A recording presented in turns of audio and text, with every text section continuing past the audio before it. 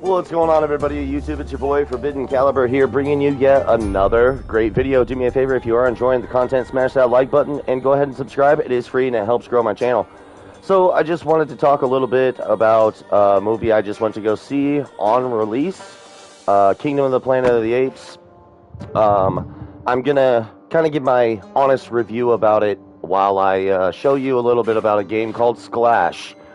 Now, first things first, I saw this movie when it came out yesterday. I seen it at my local theater, and I have to say, overall, I wasn't disappointed. It was what I thought it was going to be when I walked into it. It did not disappoint me in the story at all. What a way that they set it up. So I would have to say that in the beginning especially, they do set things up from the third movie, which was War for the Planet of the Apes. And they don't just basically start the movie with this new character. His name is Noah. And then you just have to learn bits and pieces about, you know, are these tied into the other movies or not? They do a good job of that in the beginning. So kudos for them for that. For me, it was a lot more dialogue than I originally thought it was going to be. I didn't think it was going to be some action-packed, Fast and the Furious type of, but with monkeys. I didn't think that, right? But I did kind of think it was going to be a little bit more like the Mark Wahlberg movie, which I think maybe was back in 2002 or 3. I don't even remember. But I thought it was going to be a little bit more like that, story-wise. And some pieces were, some pieces weren't. Now, this review is spoiler-free. I'm not going to talk in detail about anything that happens. There'll be a couple of characters I talk about, but those are going to be characters you find out anyways. And more than likely that you've already seen in the trailers. So, I have to say that the setup to Noah's character and his like, village is good. But, honestly, I didn't feel like it was that important. I felt like once they met a certain person, well, I say person, but you know what I mean, ape, and then they started like their own journey, that's when I feel like the story really took off. That was unfortunately about an hour into the movie, which I think some movies, like Dune, I think can do that really well, right? They tell you so much dialogue for an hour, but they're setting up for a good action sequence. This story takes place a long time ago, in another world, where talented warriors trained in martial arts by... I did want to touch base a little bit on the action side. I wanted to say real quick that if you go into this movie thinking it's going to be a bunch of apes beating each other down, UFC style, that's not going to happen. I'm not saying that there is no fighting. Not saying that. Just saying that it's not like a Mission Impossible movie. You know what I mean? You're not going there thinking that you can't go in there expecting it to be one way, essentially. So the action side of it was good for what there was, but I didn't think that there was enough. I'll be honest.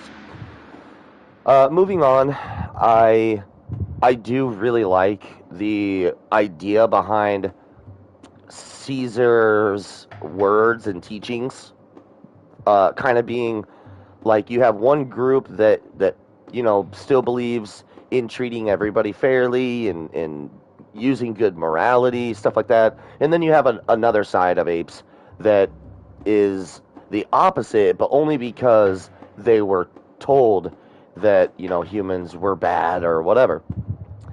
And mainly you can see that it's this guy. I say guy, but it's a name. Named Proximus, and you've seen him in the trailer, so that's not a spoiler or anything. Um, he's a very good and convincing leader. I'll be honest. He's good in his role. I was more disappointed towards the end of the movie just because of kind of some of the things that they set up towards the end. I didn't. It wasn't always my cup of tea towards the end. It was okay. It was fine. I thought it was good in the beginning, okay, and then it kind of travels. It kind of carries you a little bit through with the dialogue being so much setting you up and all this, and then it kind of loses me, just personally. This is just my opinion, but it loses me a little bit with the whole aspect of I'd say the towards the end of the middle part of the movie, and then towards the ending is just, I don't think, played out in the style I would have liked it. With that being said, it's still good. It wasn't. How do I put this? In my opinion, I think that the third movie, War for the Planet of the Apes, was a good balance between dialogue and action. You had stuff going on with the humans having that virus. They can't speak. They're killing each other off. You have like military involved in that movie, so you really are getting like a feel of, okay, that's going on. But then you also have the whole Caesar and his apes are going through all this, and then his family gets killed, and it's a very good movie, and it has really good action in it. So I still stand by that the third one is my favorite so far. But this one was good. So if you're thinking about watching it in the movies, I would have to say that personally, I think you could probably wait until it comes out, like on, I don't know, an app like Paramount or Prime, or they basically will at some point, or Hulu, or I think you could wait. Overall, I would say I give this movie a B plus, that's not bad. Okay, there's a lot of bad movies out there, guys. Now I'm going to talk a little bit about this game called Splash. Changing topics here. Splash is a game I kind of just discovered on PlayStation in the store. As you can see, I'm in the tutorial right now. That I just wanted to kind of showcase it a little bit. Jinmu Wong, he put in quite the effort, firmly hoping to one day play his part in the protection of his people. Okay, so it kind of tells you what's going on. R1 you could use to attack. Square, it uses that bar on my left. You see that? Kind of like a stamina thing. So, I'm going to get to some actual enemies here soon. Oh, I need stamina. Hold on. I'm sorry. There. Boom.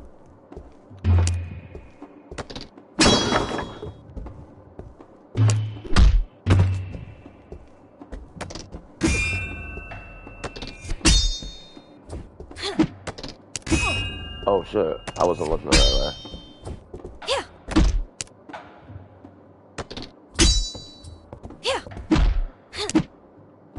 Dang it.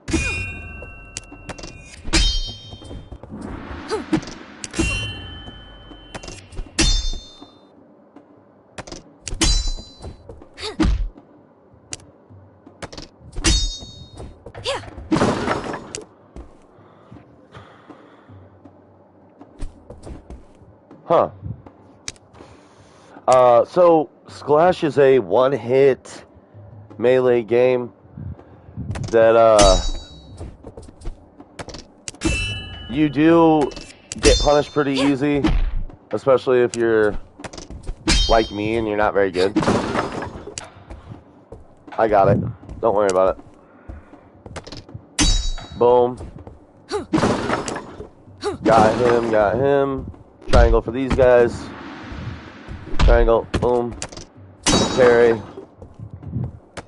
Parry. Jinmu knew the origin of the Natsu clan like the back of his hand. Like everyone else, he was aware that Susanoo's eternal rival had betrayed her twice, turning against his own allies and mercilessly slaughtering his comrades to satisfy his selfish desires. It was because of Amaterasu that Jinmo had lost both his father and his mother, whom he had never known, and so Susanoo had to raise him in their stead. Like that. Just so you know. That's kind of the death mechanic. It doesn't really take you back anywhere, though. It just kind of starts you out where you were, which I like.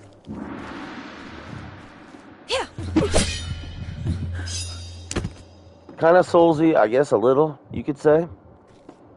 Here we go with a couple guys, and one of them just stabbed me in the face.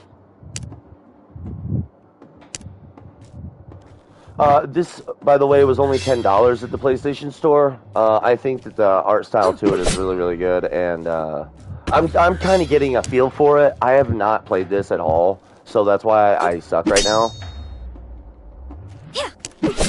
Got him.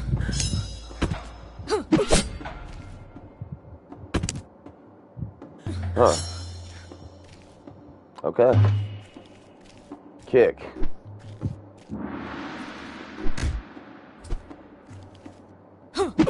Oh, he wasn't even doing anything. Yet, it was not out of vengeance that Jinmu wished to fight, but to protect his own. Go. It was from this unwavering determination that he drew his... Jinmu's training was... Finally catching up, eh? Boast all you want. Ooh. Got you. Akiko! Where you at, Akiko? Where you at, son? Where you at, my boy? Where you at, my boy? That's it! So it does reset every time you hit their life bar, by the way. Basically, you get one parry, one attack, them as well, as far as I know. I know that sounds punishing. His confidence was not misplaced. It's pretty satisfying, None of his seniors or superiors could defeat him. Seniors or superiors could defeat him, huh? I must be like a freaking god. So the main story behind Sklash is that you were trained by demigods, and I don't know what demigods, but somebody betrayed you or your loved ones, and you are on a typical path of revenge. But the aesthetic of this game is really, really nice. I like it. I didn't see Iron Pineapple cover this game, and normally I see him cover all kinds of Souls-likes.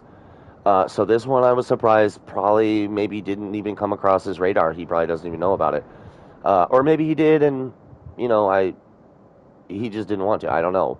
Shout out to Iron Pineapple. Anybody should go and watch his stuff. But this was kind of just like a brief take on my thoughts on the movie itself, since they were fresh in my mind, and then a little bit about this game since I wasn't very far in it anyways. I do have to say that, like, turning around like that is slow. By the way. But even though Jinmu outstripped all most of his your peers, stuff has to be deliberate. He still hadn't managed to surpass his master. Well, I will upload some gameplay here shortly.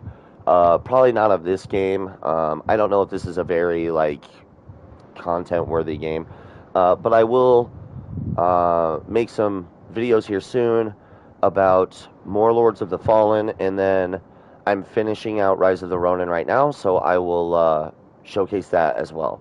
So, till next time, I appreciate you guys, appreciate each other, and I'll see you next time. Bye.